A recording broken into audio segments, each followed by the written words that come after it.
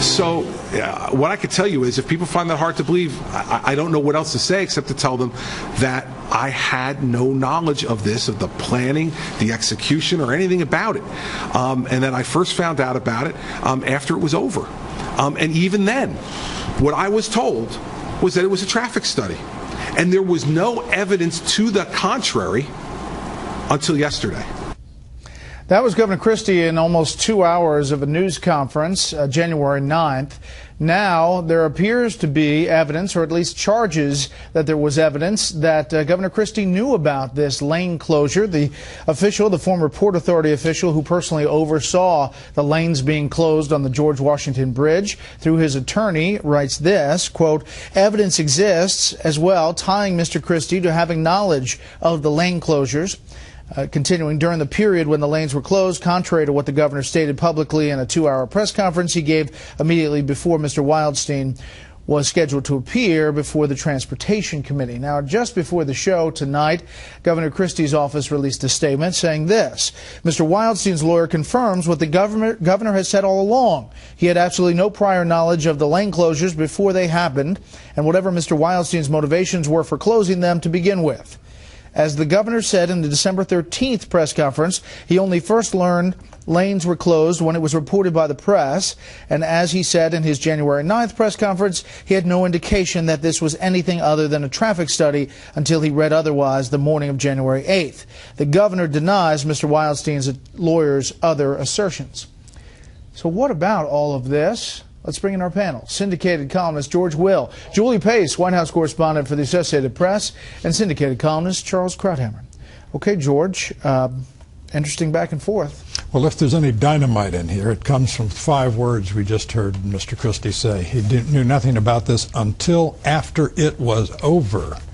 Now, the letter from the lawyer, Mr. Wildstein's lawyer, makes much of the phrase, there was the Christie administration order. No one's disputing that. Someone in the administration ordered this. But it also says that Mr. Christie knew about the lane closures during the period the lanes were closed.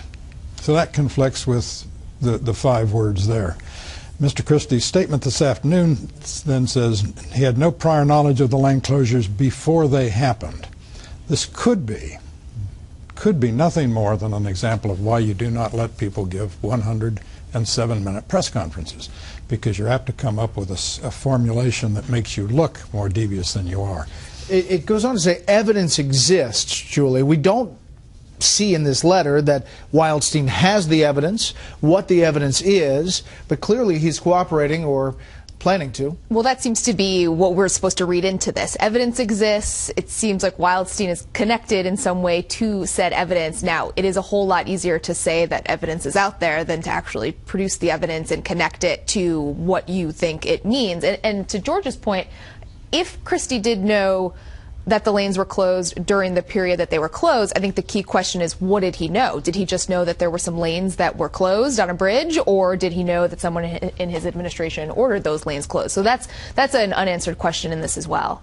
You know, Charles, I get all of these emails and people say, to quote a famous phrase, what difference does it make on these lane closures? But in the big picture, politically, for Christie, if it does turn out that evidence exists and he is tied to something that directly contradicts that 108-minute press conference, you've said at this panel he's toast. And he would be.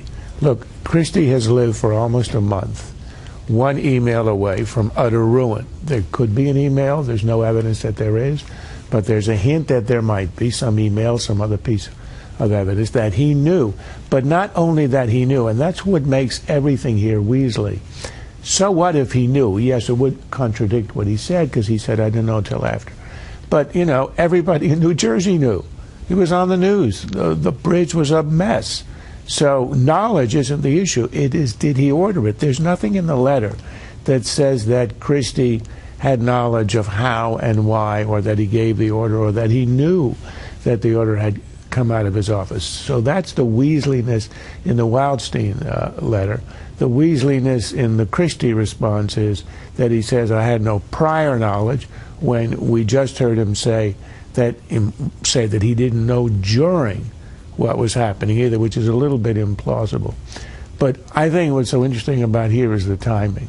Here we are 2 days before the Super Bowl in New Jersey. First time.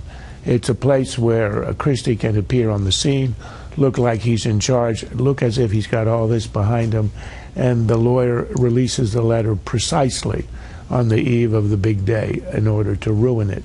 So this is kind of nasty, and it's got potential, but we really don't know because of the mutual weaseliness in all these missives. I think that might be a new term for you, weaseliness. Yeah, I'm not even sure how to spell it. Okay. Politically, you know, this was going to be a time for Chris Christie. It was going to be the re-election with the support of Democratic mayors. It was going to be the state of the state that would be covered about this, you know, governor who rolled to re-election with a big win, and then the Super Bowl in New Jersey. It's kind of not turning out to be anything like that, George. No, the damage has been done, even if it turns out that Mr. Christie has stated everything correctly and he knew nothing about this. The momentum he acquired has been taken away. Suppose there's an email, a toast-making email, that says from some staffer, the governor wants this done. Well, that's part of the kicks of being on a politician's staff, is to use the boss's name in vain. So that would prove nothing. But no question, they would be hearings from here to Chicago if that email. Oh, there will be anyway, and right? everybody would have to swear, and there'd be hours of testimony. It would be ruinous. I can't imagine he'd survive that. This has the potential to open up financial and political space in the Republican presidential spectrum, and the result would be enormous pressure on Jeb Bush to come in and become the establishment choice. And for the people, Julie, who say, this is frustrating to see all of this focus and all this attention and all of this spotlight on New Jersey and this investigation, when in Washington a lot of investigations don't have this attention. Sure. I mean, you can say why this scandal as opposed to another scandal, but we have to put this in the proper context. Chris Christie is someone who has signaled all over the place that he is interested in running to be president of the United States. That puts you in a different category. You are going to get more scrutiny when you put yourself in that category. And, you know, if he has a scandal and he's thinking about running for president, people are going to cover it. Well, so is Secretary Clinton. She's signaled that she might run for president as well. Right, but I think for Christie, you showed us here some numbers where you run her against him in Florida, and he trails by 16 points. The Quinnipiac poll. That is a lot. And if you looked at the numbers of people who like or trust Christie, that has flipped to I think he's lost about a net of 20 points over this scandal. So it's already had a huge effect on him.